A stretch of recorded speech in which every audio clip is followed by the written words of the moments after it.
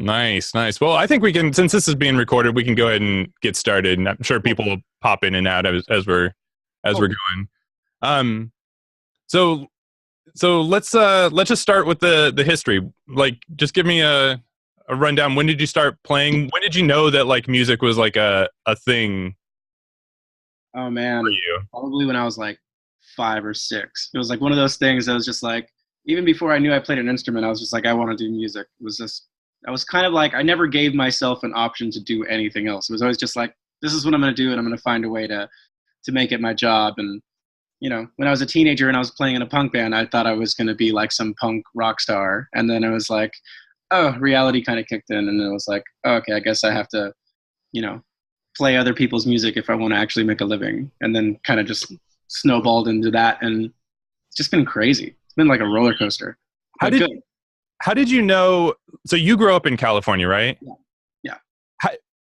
So I grew up like in the Midwest, and I didn't realize until much later, like maybe late teens, early 20s, that like there was even such a thing as like a session musician or a for-hire musician. All I knew were just like bands on the radio, and I just assumed that like they were all high school friends, and that's the only way I knew that you could have a career. Did you know, like at 5 years old, like how did you know that it was?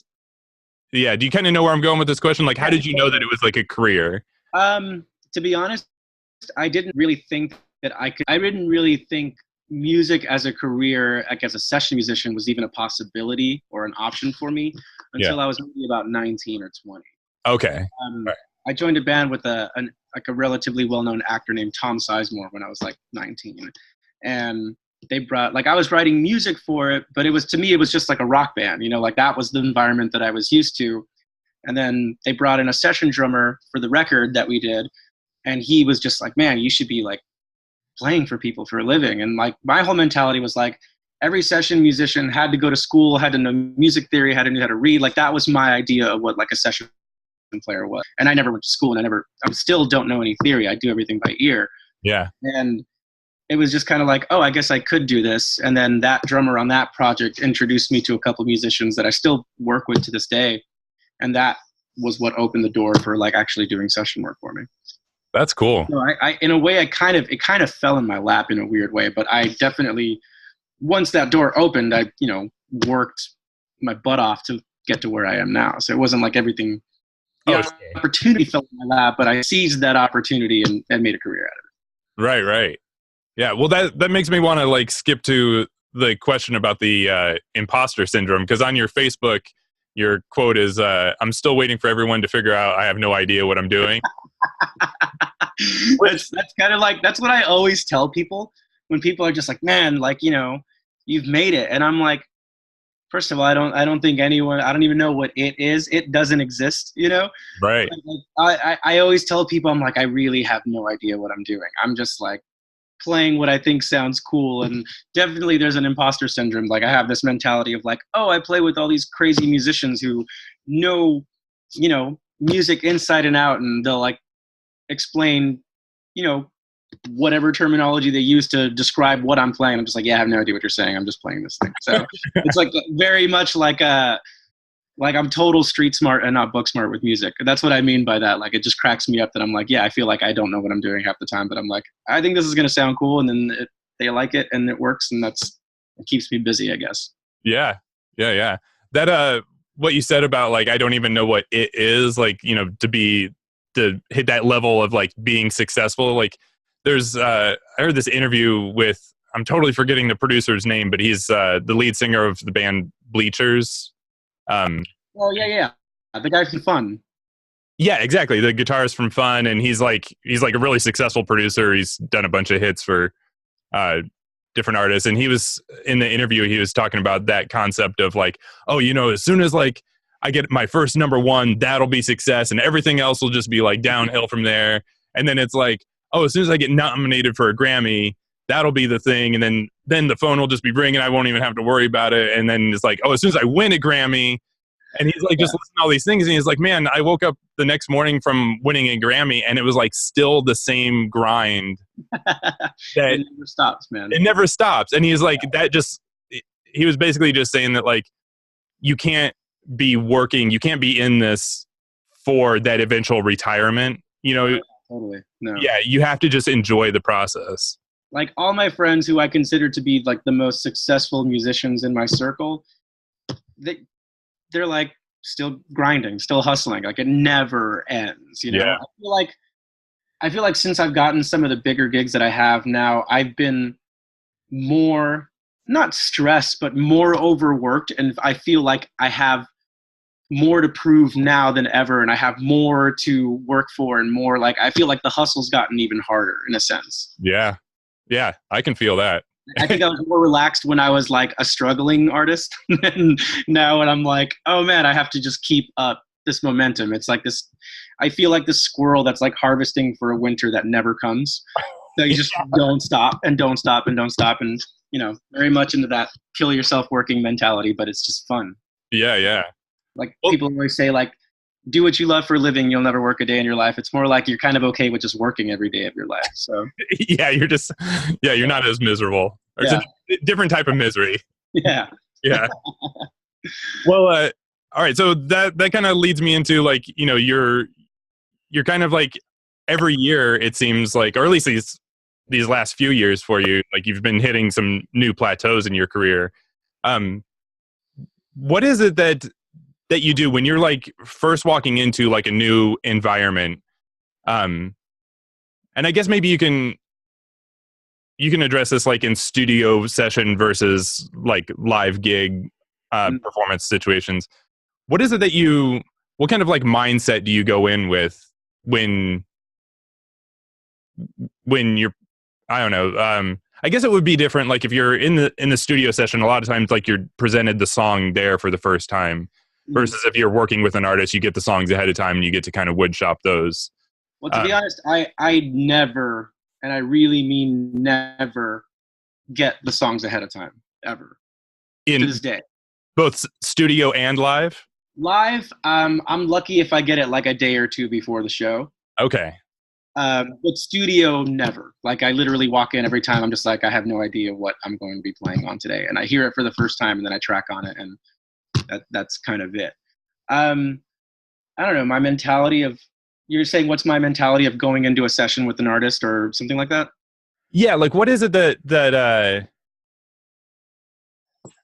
like what is it that has enabled you to be able to tune in to getting it right early on and not having to do multiple takes and getting multiple notes from the artist or from the producer?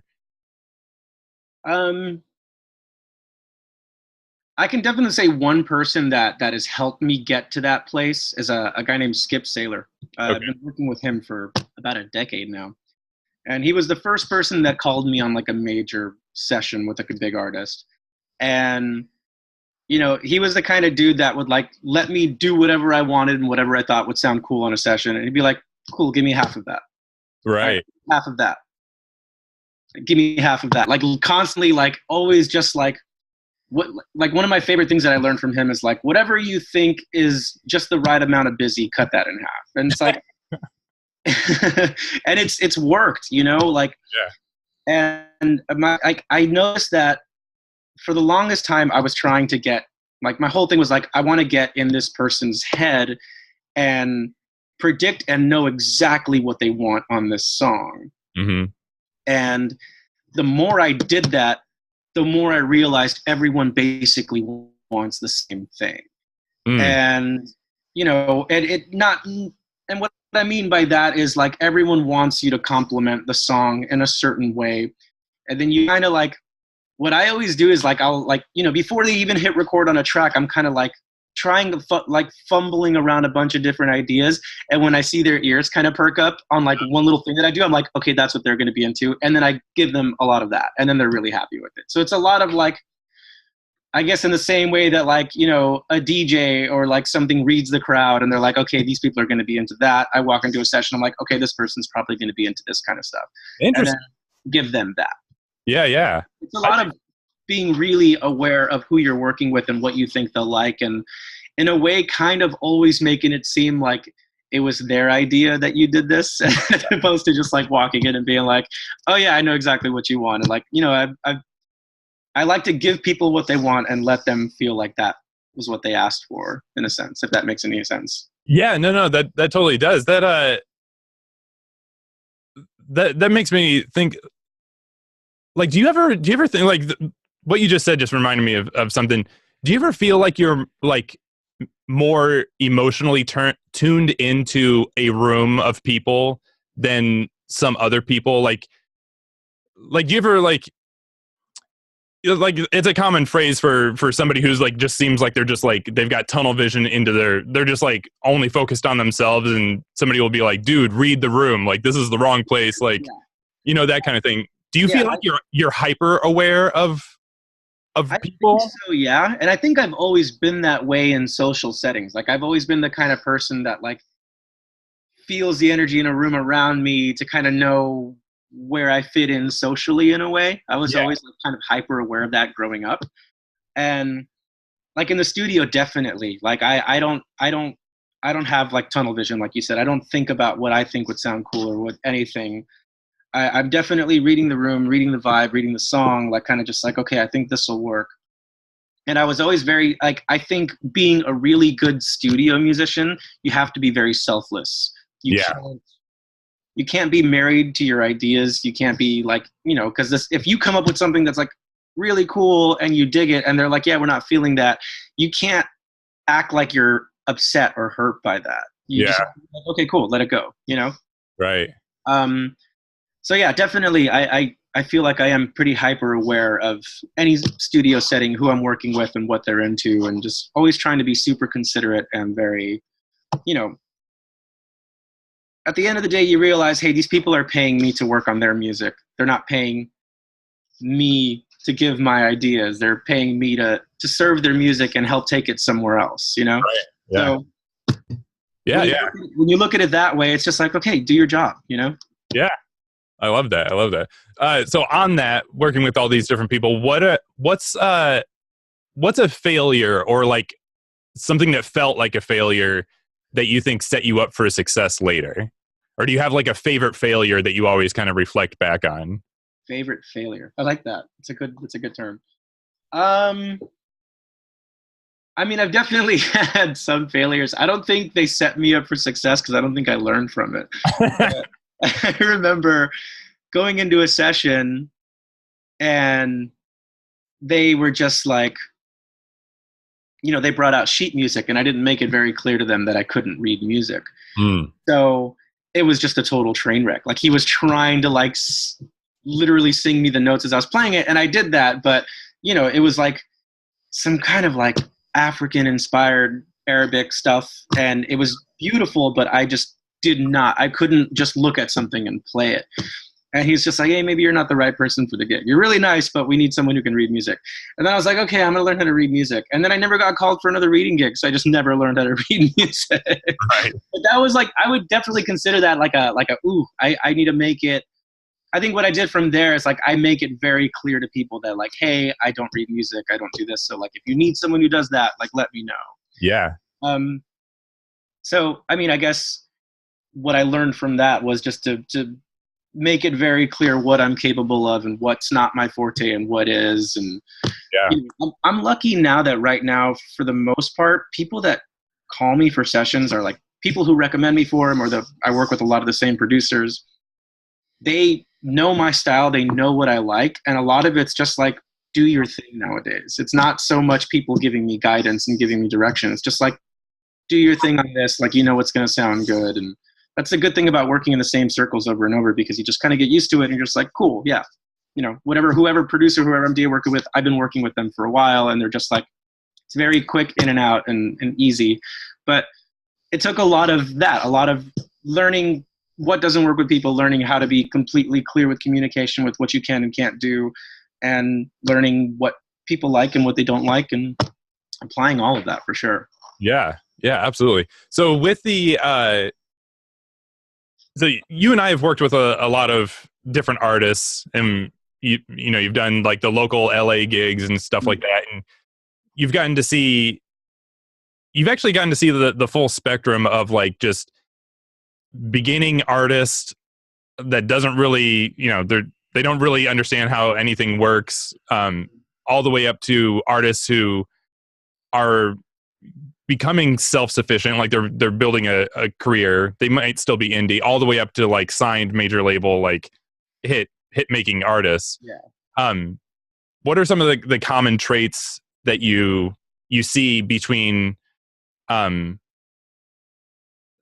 guess like so you and I have both played for MILCK, for Connie Lim, and she's somebody who we played with before she got some success. Like she's with Atlantic Records now. Yeah. Like what do you think it was about Connie in particular that got her to that this next level of success versus other artists who were out there still struggling? Like what are some common traits that you think? I mean, two things I think with her personally: perseverance. Like, that girl never gave up, and she hit so many obstacles, so many walls, so many deals, so many managers like screwing her over, but she never stopped. And two, like, she's good. Yeah. She's really, really good, and she's very connected with her music. She's very anyone, like, even if you don't like her music personally, if you were to see her perform, you'd be like, I get why people are really into that. It may not do it for me, but I get it. Like you feel something when you hear her. And that's, I think, a really important thing to keep in mind when doing music. It's like, it's not just doing the work. It's resonating with people. It's, having something that other people connect to, as well as being consistent and working your butt off and, applying yourself. Yeah. But I think the one common trait with her and with a lot of other artists, and even the huge artists that I've been lucky to work with recently, is that the one thing that I see consistently is like no artist that I, on any level, ever gets to this point where they're content. Even artists like Beyonce are constantly in rehearsals or stuff. It's just, there's always room to improve something. There's always a way to make something better. Like nothing's ever perfect. Everything's always constantly a work in progress. Yeah. That's the one admirable thing I notice with every artist, no matter what level they're at. It's like none of them are ever just like coasting, like, oh yeah, that's fine, nobody's gonna care. It's like I admire that about a lot of artists, that they always feel like there's something could always be better, something could always be improved. Nothing's ever just passable.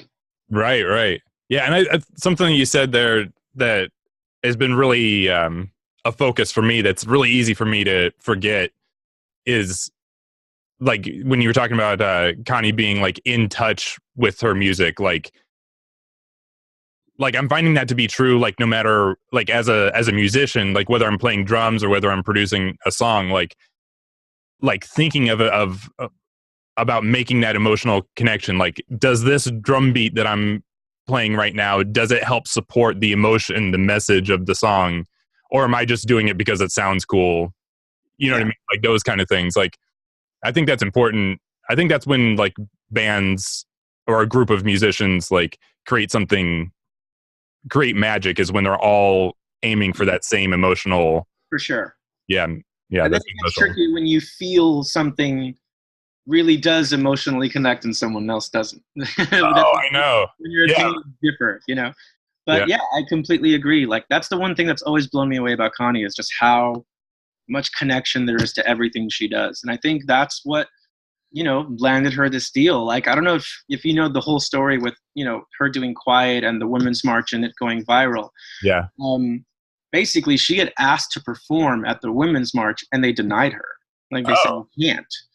So she's like, well, screw this. I'm going to just go and perform on the street at the march and like do a flash mob. And like, I'm still going to perform there even if they won't let me on the stage. Wow. I didn't know that. Yeah. She told me this and I was like, this is insane. And like, she went and did like numerous flash mobs, like a cappella versions of that song throughout the whole march. And, I think 2 or 3 in, she kind of just stopped. So she's like, we were tired, we were exhausted, my phone died. I was like, nobody cares, nobody's listening. So I think I could be wrong, but I think at some point she's just like, okay, yeah, we did it. Let's go. And then she like, her phone died. She goes home and she has no idea that someone had filmed it and then it had gone viral. She was just like, she felt defeated, you know, in a way, because she was just like, why am I even doing this? What am I doing with my life kind of thing? And then she wakes up the next day and it's just like blowing up, you know? And Wow. had she not just been like, you know, screw them, like they told me I can't do it, I'm still going to go there and do it anyways. That launched MILCK and got her a deal and like got her where she is now. So Amazing.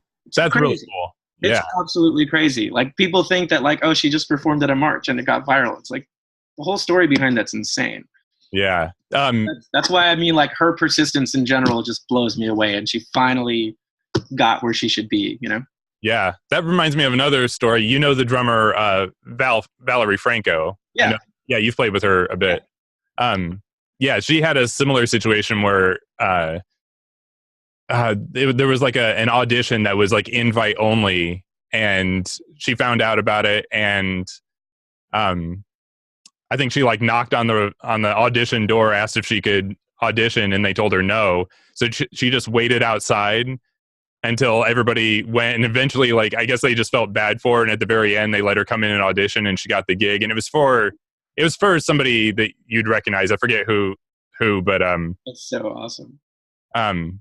yeah, I forget who it was, but now like this week she's playing on the house band with I saw it with Seth Meyers. Yeah, that's so cool. Yeah, the Seth Meyers band. Yeah, she's the guest drummer on there. Yeah, no, she's another perfect example of just perseverance. You know, like Yeah. she crushes it, and she's such a sweetheart too. So Yeah, she's amazing. yeah, Yeah. it's great when good people finally get success that they deserve. Yeah, absolutely. Yeah, because that's not easy. Well, that all right. Let's skip down to that question of how do you stay positive in this business when there's so much rejection, and like how do you keep from not letting it make you cynical? Because I think that's like an easy thing to happen after you've been doing it for a number of years. I mean, to be honest, I don't stop it from making me cynical. You know, there's moments where I still have these like crazy doubts, and I start to feel myself getting jaded. And to be honest, I just allow myself to feel that. And then I find, you know, like I feel like if you get in these moments where you're doubting yourself and you're upset, it's like, don't push that away. Let yourself feel that, and then, you know, find a way to get out of it, or find something to get you out of it. Like, I still, like, even in my point in my career right now, if I have like 2 or 3 days off, I find my mind going to these places like, no one's ever going to call me again for anything. Yeah. They finally figured out that I don't know what I'm doing, and I'm never going to get a call for a gig again. And like, even though I have stuff on the books in like a week or two, or like next week, it's like I have these 2 or 3 days where I'm not doing anything. And like, I think any creative goes there. Like, you know, like you see those memes that like, they say like, you know, what's it like to be a musician? It's like a Venn diagram, and it has like, you know, ego and crippling self-doubt, and somewhere in the middle there's art, you know, like that's totally how it is, you know? So like, I don't try to stop myself from not feeling unpleasant feelings, because imagine if you never doubted yourself, or if you stopped doubting yourself, like there's no growth there. Yeah. I feel like in those moments where I'm cynical and I'm like, you know, like questioning my playing and my ability, that pushes me to get better. And I feel like if I didn't, I would just be very stagnant in the way that I play and what I do, and I wouldn't want to get better. Right. Nice. And it's a lot easier to want to get better now, especially with the internet, and you see these like, you know, kids who are 15 years younger than us playing circles around us. Oh man. I don't think I'm going to be thinking that highly of myself anytime soon. So yeah, I hear you there. All right, so what do you do like on the other side of that? What do you do when do you ever like just tap out of inspiration? Like maybe the phone is ringing and maybe you're working a lot, but it starts to all feel the same. Like, what do you do to like rekindle that fire of like, what do you do to rekindle the inspiration? Like, definitely.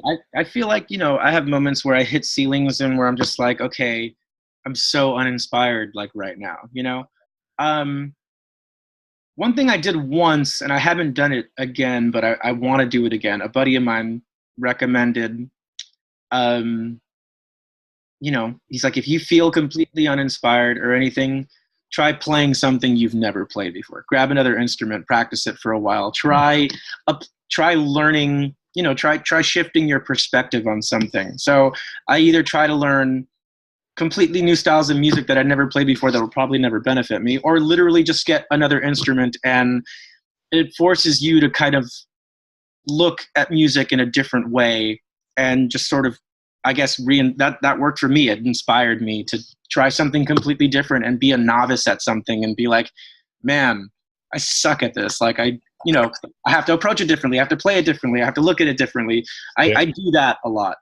Yeah, nothing's better for the ego than like sucking at one instrument and then going back to your main instrument and be like, oh yeah, this is where it's at.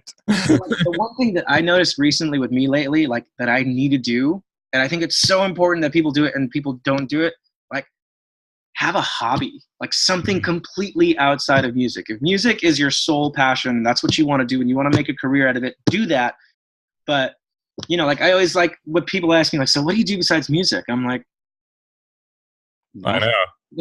I'm like, I have a kid, I have a family. So when I'm not playing music, I'm like chasing my kid around and forcing him to do his homework and, forcing him to clean his room and stuff like that.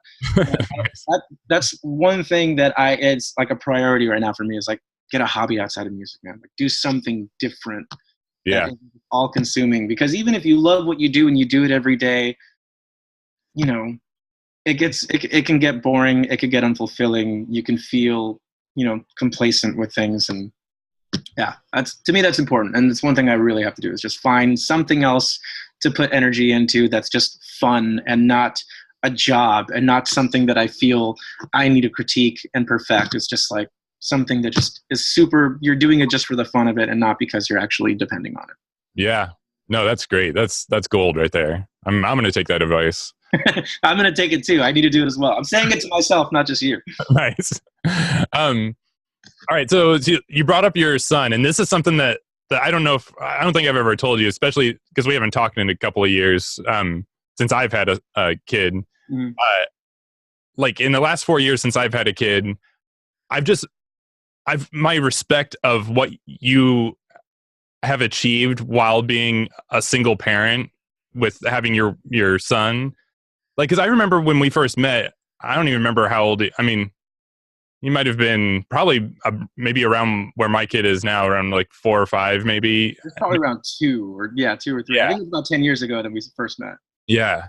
So like the fact that you have been able to achieve what you have while having a kid, and like, I know for me, like it would have been really easy for me to just kind of use that as an excuse to give up on the dream of being a musician. Like it would have just been really easy just to like put it down and just like made music a hobby and like gone and gotten like an office job. But yeah, can you talk a bit about like what that was like yeah. I mean, up until I want to say we're in 2019, up until 2012 or 2013, I still had a day job. Like I was doing music. I pretty much had a full-time job and doing music pretty much full-time. I was lucky to have found a very flexible job that allowed me to work from home and take time off to do sessions and build stuff like that. And, but yeah, like the whole time I was grinding, working a job, taking care of my kid, and also doing music. And I mean, I definitely wouldn't have been able to do that without like help from my family and stuff like that. But, it was like around, I think 2012 or 2013 that company went under.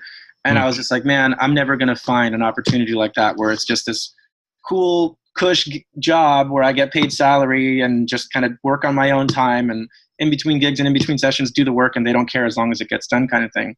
Yeah. Then when that job ended, it was a total leap of faith of like, I have to really do this now or else if I get another job, I'm not going to be able to continue what I've been building.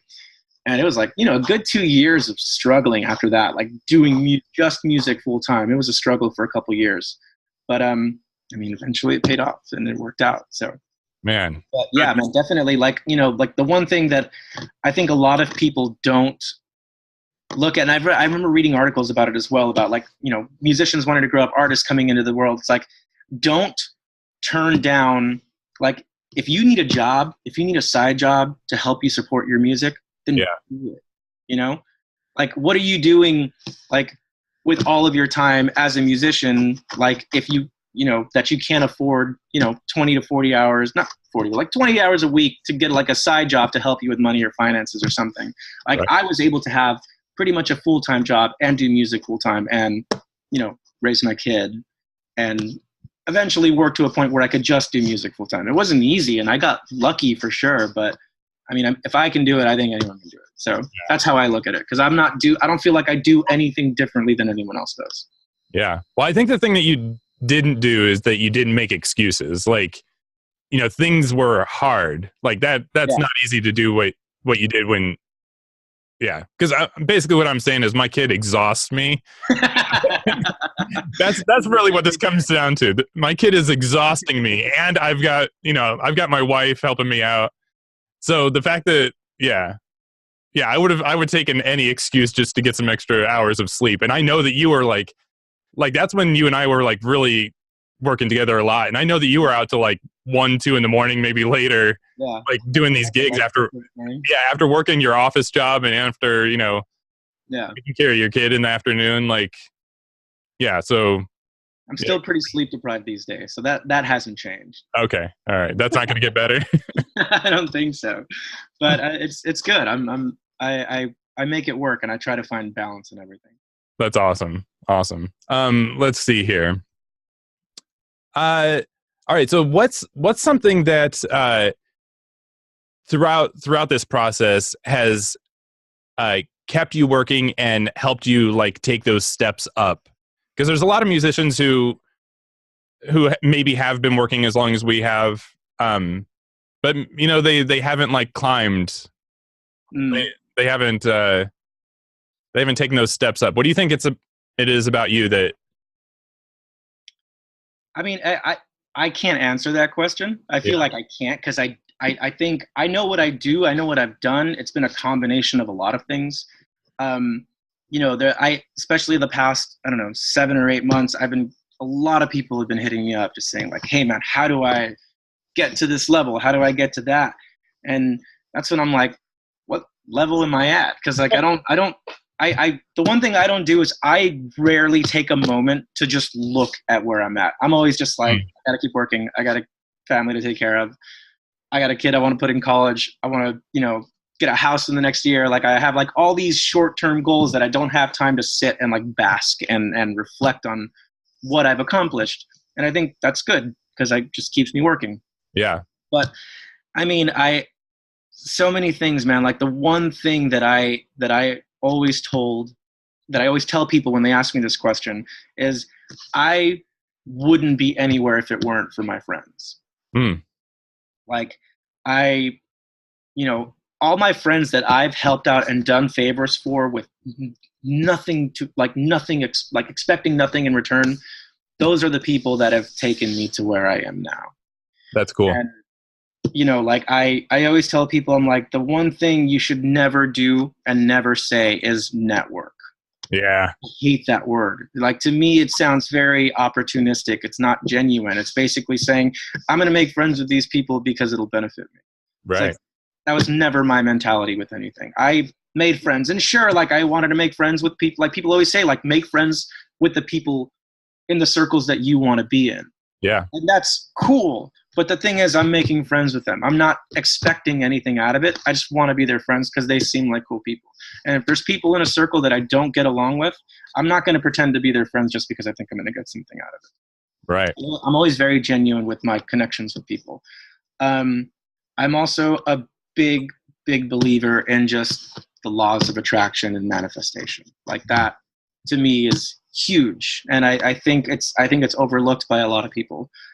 And yeah, there is something magic about just declaring what it is that you want. Absolutely. Yeah, I've noticed that a couple of times. still continuing to work for it. Like, you know, Oh, you're yeah. not just gonna sit in your room and be like, I want a phone call and I want to play for Elton John next week. It's like, Right. you know, it's a lot of work, a lot of, definitely declaring, a lot of kind of visualizing, in a sense, things happening, you know? Yeah. You know, like my girlfriend's always just like, I'm always sitting there like, man, I really want this to start happening. Like, I want to put my intentions towards that. And she's super, you know, she's a yoga teacher. She's into meditation and Reiki. So there's a lot of influence and that energy in my house. So I go with that and I absorb that, and I'm all about that life. And that, to me, you know, has worked and done a lot for me. Maybe it hasn't, and I just think it has, and things just fell into place. But I mean, it's like, I think it did, and I keep doing that, and things keep working out for me. So, Yeah. but like, you know, some of the gigs I've gotten have, like, just the trailing them back to how it all happened is just crazy, you know? Like, I'll give you a really cool example, like with Beyonce. Like the first band I was ever in, like I told you, I grew up playing like punk music and rock music. The drummer in that band was like one of my best friends in that band. He's the only person that I'm still like really close and tight with. I was working at this dude, Skip Sailors, for like 10 years. His engineer, like the drummer quit playing drums and he wanted to become an engineer and a producer. So I was working at the studio. The engineer there for like 20 years quit. And he's like, I need an engineer. And I was like, dude, you should call him like my buddy. He's really good. He's amazing at what he does. He's not as experienced to work in a huge studio like this, but the dude will work his butt off to give you exactly what you want. So I vouched for him and I was like, you need to hire this guy. Don't call anyone else. Yeah. And he got the gig. And, you know, within 2 years of working in that studio, he engineered half of Lemonade and you know, worked on that. And so I was just like, and I remember, like, you know, he went to the Grammys and he won a Grammy for like, I forgot what Grammy that record won. But like, you know, I was like, hey man, I got you into that studio. Like, you owe me like a nice steak dinner or something, you know? And, you know, and shortly after that, he became her live engineer. So he's been touring with them for the past 2 years, recording every show, recording every rehearsal. Like, he's their on-call engineer for everything. Wow. And then a gig came up last year, and it was like they wanted to do pre-records for it. And the MD was like, you know, him and the MD had become like best friends on that project. And the MD just looked at him. He's like, hey man, like, should we get on guitar for this? He recommended me. So I came in, like, I literally, like, I'm in a session at like 10 in the morning and they're like, hey man, can you come down here like right now? And I was like, sure. So I went down. I had no idea what I was going to play. I'm learning the songs on the spot with like a whole band and everything. And I'm thinking, cool, I'm going to get to record this. That's like a cool thing to put on my resume. Yeah. And, you know, she walked in session and liked it. And then I just got asked to do it live because she wanted to do it live instead. So it went from me doing backing tracks to then rehearsing for a couple of weeks and doing a show. And then since then, they've just been like calling me like crazy. And the root of all of that was just me recommending a buddy of mine for this studio gig. And I didn't think anything was ever going to come from it other than like, this dude deserves to have a good job. He's a good dude. I want to get him in on this. Right. And, you know, and that later led to where I am now and who I'm working with now. And a lot of the gigs that I have now come from that. And that's why I tell people, like, I wouldn't be anywhere without my friends. Like, friends that I've helped out when there was nothing in it for me, moved up and did things and just took me with them. That's awesome. I love that. That's literally how I can, you know, say 80% of my work today comes from that. That's awesome. I was going to say, like, taking a bit of a turn, well, maybe going back, who knows, where I'm losing my train of thought here. But I wanted to talk about one of the things that I think that if I had to say from an outsider's perspective, like, what gets you work, not only like, are you a great person, but it's your tone. Like, you... Thank you. Yeah. Like, and you would think that like guitar players, I feel like in particular have this reputation of being like, guitar players are really into their tone, you know, like they're all like, that just seems like a thing. But there's a lot of guitar players out there with bad tone that are just like, I don't know. So I feel like the fact that you really pay attention to that, and it also seems like I'm always seeing you like at different companies, different like guitar pedal companies, and trying out new guitars and things like that.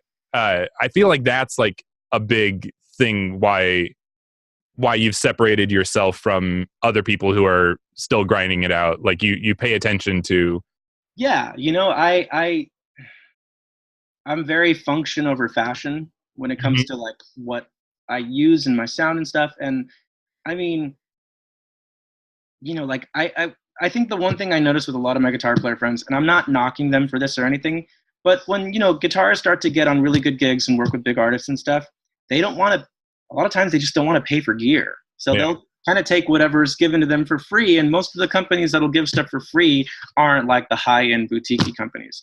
I've invested tens of thousands of dollars into my gear. Like, it was like, even when I was like broke, I would wait for like a tax return and I would spend every penny of that on an amp.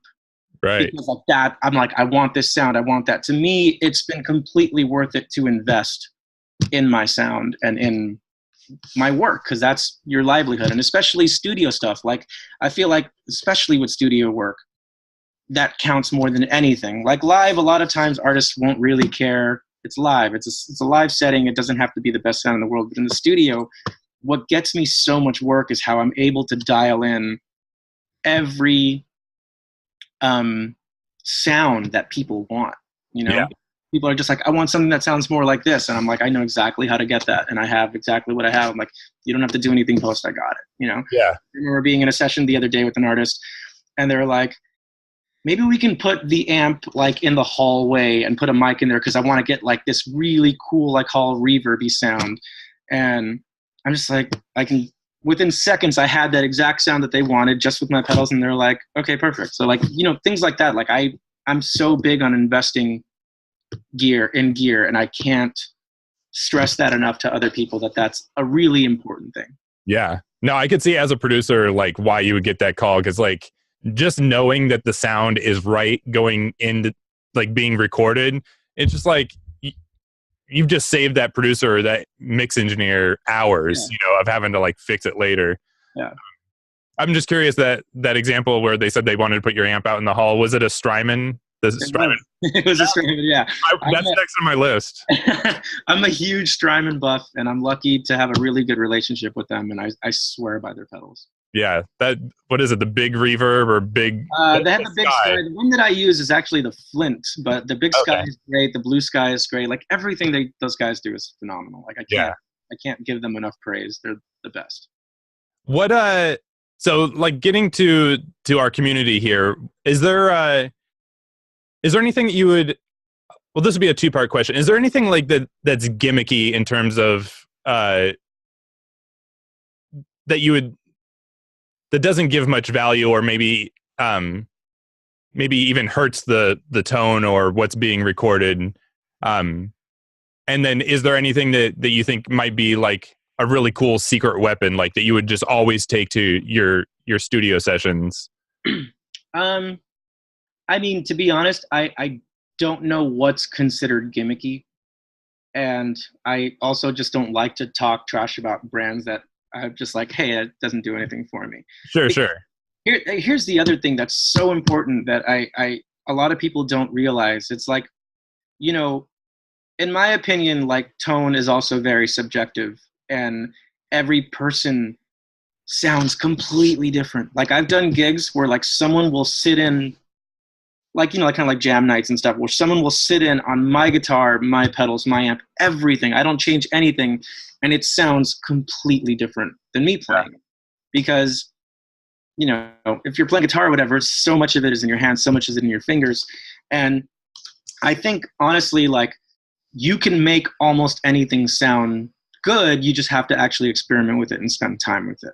Like, I've heard, like, like a lot of these sessions I do now, I bring, like, a Kemper, or I bring, like something that just goes direct, because so many people don't want to use mics, or so many people have these home studios where they don't really have the gear to mic and amp properly, because it's just a room and like a little vocal booth in the back, and that's it, So I've learned to work around those obstacles. But I think, like I've seen so many people with just the most meager setups sound incredible. It's like you work what works for you. There's people, who have like I said, like pretty meager gear and pedals and stuff, and they just make it sound amazing because they care enough to spend the time to get the most out of what they have. Yeah. And, granted, I didn't always have really high-end gear, but I always got compliments because I spent whatever time and energy I could getting the best sound out of what I have, which then made it more, which was then a much bigger improvement when I got really good gear because I got the best out of the really good gear that I have. But if, the first time you play guitar, you get like you get the most expensive gear in the world, you're not going to make it sound good, Right. So I think it was a lot of, growing up with what I have, making the best of it and appreciating it, and therefore having a newfound appreciation for everything that was better and using it for its fullest potential in a way. Yeah. Yeah. I love that. I love that answer. And I think the companies that you work with probably love you for that too, because, whoever Strymon, like they make like incredible sounding gear. And I'm sure they've handed that off to, a guitar player who's never really like dug into it. And they're like, we've just given you Pandora's box and you're barely opening it. Yeah. We're going to give it to you. And they're like, yes, Rod is taking advantage of what we've done here. Yeah. No, yeah. So I don't know of anything that's gimmicky personally, but No, I love that answer. Because I feel like that's the truth. I just know like in drums, there's some things that have been released that I've tried out, and I'm like, this isn't doing anything. Like you could do the same thing with like some duct tape. Like, yeah. There's definitely, there's stuff out there. Like I'm also very much in a bubble. Like I love what I love, and I haven't found or seen anything that works better for me personally. Mm-hmm. And I don't feel this need to like check out other gear. Like guitars are the one thing that I always will like look at new guitars, get new guitars and million things. But like my amps, my pedals, like my setup, I'm like, it's so good where it's at. I don't feel that there's any need for improvement just yet. Yeah. Change within the years because you're always having to sort of chase dragons and find whatever works with the current culture of music. Right. Right now, I think what I have works great for me, and every session I go into, people are happy. So until people are like, yeah, that's not the sound we're looking for, that's when I have to go back to the drawing board and figure out how to get what people want. Yeah. Well, I love that you're always looking, like you're not really. Sure. Yeah, that's awesome. So we've got about 10 minutes left. Rod's got a session. That's why we had to move it up an hour. Does anybody have any questions before we sign off? No. There's only a handful of us here. I'm sure there's people that are going to be watching this later, chomping at it. I have a question. Just curious. Do you write some songs or write music, like for pleasure or anything? Yeah. I have my own project that I work on, but it definitely takes the back burner just because I'm pretty consumed with other stuff. But the group is called Carousels, and it's kind of like gypsy-ish Tom Waits kind of vibe to it. And I do that. That's definitely my passion project that I write for myself. And it's all like songs that I've been sitting on for years and that one day I hope to put out and actually have out there. I have like a live EP out right now with that kind of stuff, but nothing fully produced just yet. But I also write with a lot of artists as well. I enjoy doing that. I get to co-write with a lot of people, which is really fun. But yeah, I'm definitely trying to find more time to do that and energy to put into writing my own stuff. One thing that I hadn't mentioned is Rod used to work for, is it Killer Tracks? Who was it? Bleeding Fingers. Yeah. And who was it that owns that company or co-owns? Hans Zimmer. Yeah, Hans Zimmer. So the huge composer of films. Yeah, what's your experience? Because a lot of our community comes from other sync focused like courses and they write and record with that aim of like getting placements. What's been your experience with writing for sync? And with that company, it was good. I feel like it was tough for me because it was a lot of like everything needed to be done by me. I didn't have a lot of great gear. Like I remember being in like my bedroom using like a Focusrite Scarlett 2-channel preamp and like an MXL mic bundle pack that I got from Guitar Center for like $70 when I was like 15.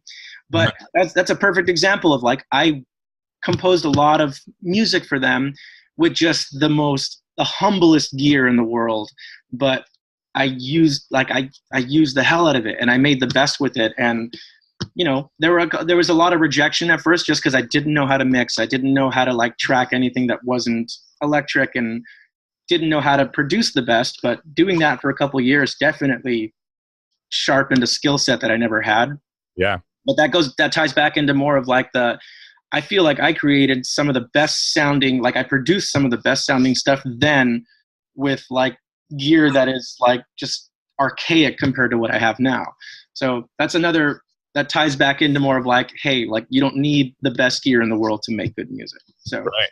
But that was, it was fun. I enjoyed doing it. I still do a good amount of sync work every now and then, but it's all very project based. Like I never search for it. It's a lot of like people hitting me up saying, hey, can you come in here and like, you know, write these 3 or 4 songs for this show or for this movie or for this project or stuff like that, which is, I enjoy doing it for sure. It's fun to, because, you know, like you do a lot of sync stuff as well. You get a lot of references, you get a lot of stuff. So you get to be creative, but within a box in a sense.